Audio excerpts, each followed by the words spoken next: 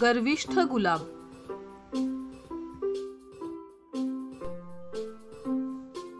एका बागेमध्ये गुलाब आणि कॅक्टस दोघे बाजूबाजूला राहत होते.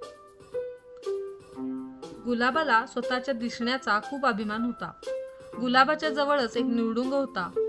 रोज रोज गुलाब निवडुंगाचा अपमान करायचा, पण निवडुंग काहीच बोलत नव्हता बिचारा.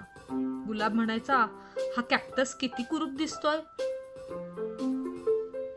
गुलाबाच्या सभोवतालची इतर सर्व झाडे, फुले आणि वनस्पती निष्पाप निवडुंगाला गुलाबाच्या वाईट बोलण्यापासून वाचवण्याचा प्रयत्न करत असत.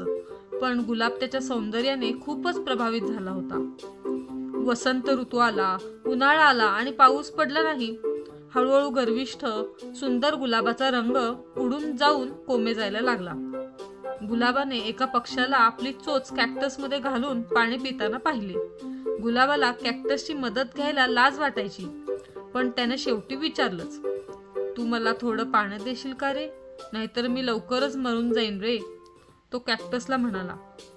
दयाळू कॅक्टस लगेच सहमत झाला आणि पक्ष्याने गुलाबाला पाणी दिले. तो पूर्वीसारखा परत सुंदर दिसू लागला. बोध, कोणाच्याही दिसण्यावरून कधीही कुठलेही मत बनवू नका. काही वेळा एखाद्या व्यक्तीचे दिसणे अगदी साधे असू शकते, परंतु त्याचे आंतरिक सौंदर्य खरोखर महत्त्वाचे असते. Like, share and subscribe.